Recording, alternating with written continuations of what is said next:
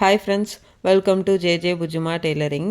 இன்றைக்கி என்னுடைய new tailoring ரூமோட ஒரு சின்ன vlog தான். ஸோ டெய்லரிங் ரூம் டூர்லாம் போடுறேன்னு நினச்சிக்காதீங்க. அதெல்லாம் நம்ம அப்புறம் பார்த்துக்கலாம். இப்போ வந்து என்னுடைய ஸ்டிச்சிங் ஒர்க்குக்கான ஒரு ஸ்டார்டிங் ஒர்க்கை தான் நான் வந்து இன்றைக்கி உங்க கூட ஷேர் பண்ண போகிறேன். ஃபஸ்ட்டு நான் என்ன ஸ்டிச் பண்ணணுன்றத எடுத்து வச்சுருவேன். எது அர்ஜெண்ட் இல்லாததெல்லாம் பார்த்துப்பேன். ஸோ அர்ஜெண்ட்டானதை முதல்ல ஸ்டிச் பண்ணணும்னு சொல்லி அதை மட்டும் எடுத்துப்பேன். ரிப்பீட்டட் கஸ்டமர்லாம் நான் என்ன பண்ணுவேன், எல்லாத்தையும் இன்றைக்கி உங்கள் கூட ஷேர் பண்ண போகிறேன். ஸோ வாங்க பார்க்கலாம். இன்றைக்கி ஃபஸ்ட்டு நான் இந்த 2 சாரியை தான் வந்து ஸ்டிச் பண்ண போகிறேன். இது 2 சாரீக்கான லைனிங் கிளாத்து நான் வாங்கிட்டேன். ஃபால்ஸ் கேட்டிருந்தாங்க. ஸோ ஃபால்ஸையும் நான் வாங்கி வச்சுட்டு ஓவரால் நான் ஸ்டிச் பண்ணக்கூடிய தேவையான நூல், கொக்கி இதெல்லாம் நான் வாங்கிட்டு வந்தேன். நிறைய நூல் வந்து பழசாயிடுச்சு. ஸோ தேவையான நூல்கண்டெல்லாம் நான் வாங்கிட்டு அதையும் எடுத்து ப்ராப்பராக வச்சுக்கிட்டேன். ஃபஸ்ட்டு என்னென்ன வேணும் அப்படின்றதெல்லாம் நான் எடுத்து வச்சுருவேன். ரிப்பீட்டட் கஸ்டமர் அப்படின்னா அவங்களுக்கு ஃபஸ்ட்டு நான் பேப்பர் பேட்டர்ன் போட்டு வச்சுருவேன். ஏன்னா எனக்கு டைம் சேவ் ஆகும் இல்லையா. அகெயின் வந்து அவங்க திரும்ப வர்றப்போ அதையே நம்ம போட்டு கட் பண்ணிடலாம். கட்டிங்கோட டைம் வந்து நமக்கு சீக்கிரம் முடிஞ்சிடும். ஸோ ரிப்பீட்டட் கஸ்டமர் அப்படின்னா பேட்டர்ன்ஸ் போட்டு வச்சுக்கோங்க. அதுதான் உங்களுக்கு ரொம்ப டைம் சேவ் ஆகும். ஸோ இது எல்லாமே நான் வந்து ஸ்டிச் பண்ணக்கூடிய ப்ளவுசஸ் தான். இந்த ப்ளவுஸ் எல்லாமே நான் வந்து ஸ்டிச் பண்ணி அவங்களுக்கு வந்து கொடுக்கணும். ஓவரால் வந்து ஃபஸ்ட்டு அந்த 2 சாரியை தைச்சா போதும்னு சொல்லிட்டாங்க. இதுவும் தான் நான் வந்து ஸ்டிச் பண்ணணும். இது எல்லாமே ஒரே ஆளுக்கான ப்ளவுஸ் தான். ஸோ இதை ஃபஸ்ட்டு நம்ம பேக் பண்ணிடலாம். ஃபஸ்ட்டு அந்த 2 சாரீஸ் தான் நமக்கு ரொம்ப முக்கியம். அதை மட்டும் நம்ம இன்றைக்கி வந்து பார்க்கலாம். அடுத்தது இன்னொரு பேக்கும் இருக்குது. அதுவும் நம்ம வந்து பண்ணணும். இது எல்லாமே அளவு ப்ளவுஸு. ஸோ இது ஒரு சாதா ப்ளவுஸ் ஒரு 3, லைனிங் ப்ளவுஸ் ஒரு 4 இருந்துச்சு. அதையும் நம்ம ஸ்டிச் பண்ணணும். சாரீக்கு ஓரம் அடித்து எல்லாமே பண்ணணும்.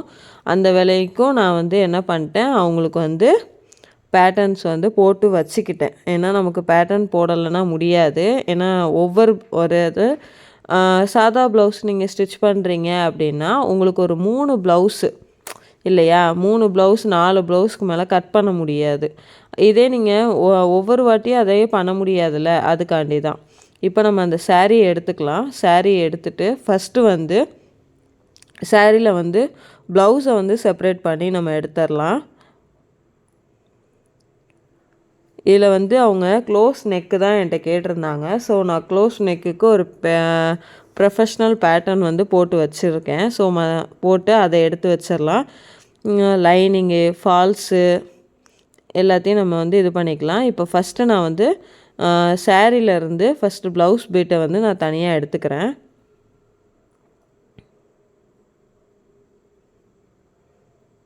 இதில் இந்த சாரியில் வந்து எனக்கு ப்ளவுஸ் வந்து ரொம்ப கரெக்டாக ஸ்ட்ரெயிட்டாகவே இருந்துச்சு. ஸோ அதனால் அந்த த்ரெட்டை இழுத்து நான் வந்து எப்போவும் கட் பண்ணுற மாதிரி பண்ணலை. நம்ம சேனலில் அந்த வீடியோ ஆல்ரெடி நான் போஸ்ட் பண்ணியிருக்கேன். பார்க்காதவங்க இந்த 30 days ஃப்ரீ டெய்லரிங் கோர்ஸில் வந்து அந்த வீடியோஸ் இருக்குது, போய் பாருங்கள். இப்படியே நம்ம வந்து ஃபுல்லாக வந்து அந்த 2 சாரிலையுமே அந்த இடத்த எடுத்துடலாம். நம்ம ப்ளவுஸ் வந்து எடுக்கிறப்போ கரெக்டாக ஸ்ட்ரைட்டாக எடுத்திங்கன்னா நம்ம ஸ்டிச் பண்ணுறப்போ நமக்கு ஈஸியாக இருக்கும். முதல்ல கட்டிங் ஒர்க்கை எல்லாமே முடிச்சுட்டு அதுக்கப்புறம் நம்ம ஸ்டிச்சிங் ஒர்க் பார்த்தோன்னா தான் நமக்கு டைம் வந்து ரொம்ப சேவ் ஆகும். அதே மாதிரி பேட்டர்ன் போட்டும் வச்சுக்கிட்டிங்கன்னா 5 நிமிஷத்தில் கட்டிங் ஒர்க் வந்து நமக்கு கம்ப்ளீட் ஆயிரும். இந்த மாதிரி பூனம் சாரீலாம் இது பண்ணுறப்போ ஃபேனெல்லாம் ஆஃப் பண்ணிக்கோங்க. விண்டோ, ஃபேனு அந்த மாதிரிலாம் இருந்துச்சுன்னா உங்களுக்கு பறக்கிற இதில் நம்ம அரேஞ்ச் பண்ணி நீட்டாக மறுபடியும் அரேஞ்ச் பண்ணுறதுலேயும் டைம் வேஸ்ட் ஆகும். ஸோ வந்து அதெல்லாம் ஃபஸ்ட்டே ப்ராப்பராக பண்ணிக்கோங்க. இதெல்லாம் ஒரு விஷயமாக நினைக்காதீங்க, இதுவும் ஒரு விஷயந்தான். ஸோ தெரியாதவங்க தெரிஞ்சுப்பாங்க இல்லையா, அதுக்காண்டி நான் சொல்லிகிட்ருக்கேன். அதே மாதிரி இந்த சைடுமே நம்ம வந்து ஸ்ட்ரெயிட்டாக எடுத்து வச்சிட்டோன்னா அப்படியே ஸ்டிச் பண்ணி முடித்தோடனே ஓரம் அடித்து முடிச்சிடலாம். இப்போ எல்லாத்தையும் எடுத்து வச்சிடலாம். இப்போ நம்ம வந்து லைனிங்கை வந்து அயன் பண்ணிக்கலாம். ஏன்னா எப்போவுமே நான் லைனிங்கை வந்து ஒரு நார்மல் அயன் பண்ணி எடுத்து தான் நான் வந்து கட் பண்ணுவேன். எல்லாருமே இப்படி தான் பண்ணுவோம். ஸோ இருந்தாலும் பிகினர்ஸ் வந்து அப்படியே பண்ணிங்கன்னா இந்த மாதிரி ஃபோல்டிங் விழுதா, இங்கே பாருங்கள் லைனிங்கில் ஃபோல்டிங் விழுந்திருக்கா.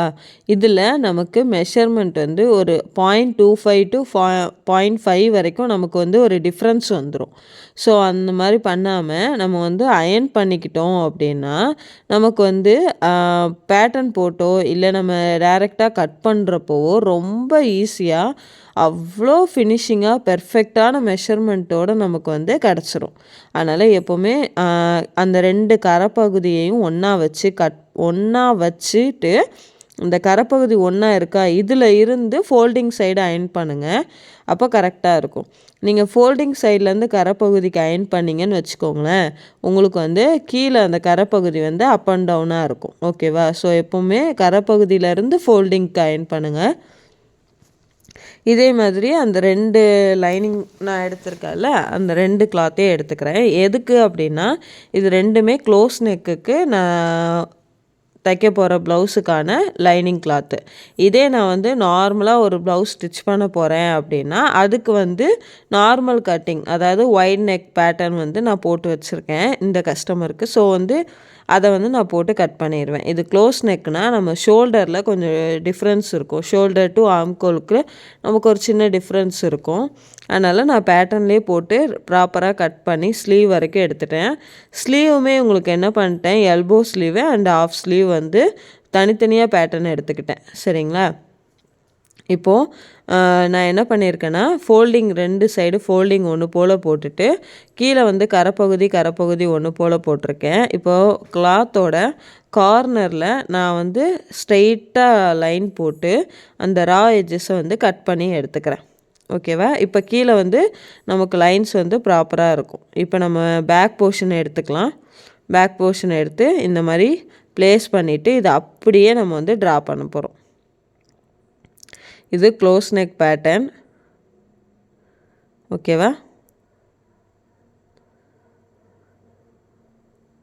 இப்போது நம்ம அந்த ஸ்டிச்சிங் அலவன்ஸ் எல்லாமே மார்க் பண்ணி வச்சிடலாம்.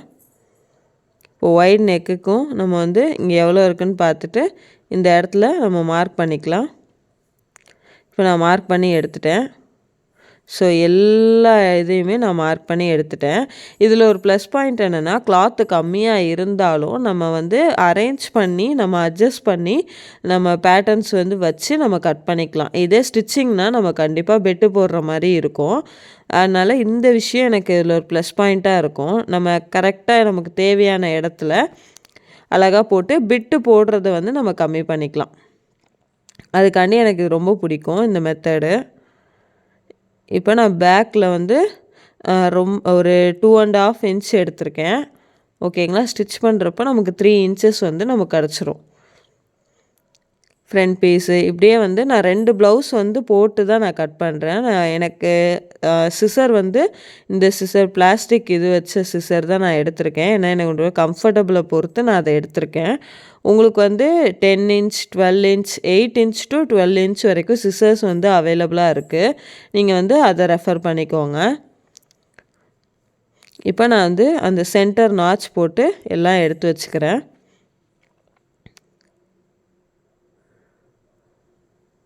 ப்ளவுஸ் கட்டிங் வீடியோஸும் நம்ம சேனலில் நான் நிறையா போஸ்ட் பண்ணியிருக்கேன்.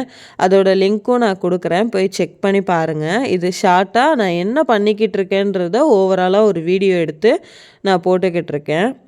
நிறைய பிகினர்ஸ்க்கு இதில் நிறைய டிப்ஸ் இருக்குது. ஸோ அதை வந்து அவங்களுக்காண்டி நான் ஷேர் பண்ணணுன்றக்காண்டி போட்டிருக்கேன். இப்போ ஸ்லீவில் வந்து நான் பிட்டு போடுற மாதிரி ஆயிடுச்சு.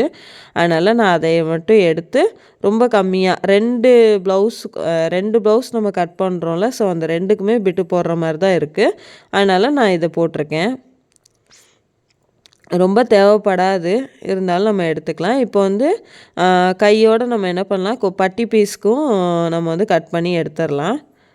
ஊக்குக்கும் வி பட்டிக்கும். அடுத்தது மிச்சம் இருக்க கிளாத்தில் கிராஸ் பீஸ் வந்து கட் பண்ணி நம்ம எடுத்துக்கலாம். மிச்சம் இருக்க பீஸில் தான் நம்ம கிராஸ் பீஸ் எடுக்கணும். ஃபஸ்ட்டே கிராஸ் பீஸ் எடுத்துகிட்டு நம்ம வந்து கிளாத் எடுக்கக்கூடாது. இந்த பிளாஸ்டிக் ஸ்கேல் இருக்குல்ல, இது கரெக்டாக 1 இன்ச் வரும் நமக்கு.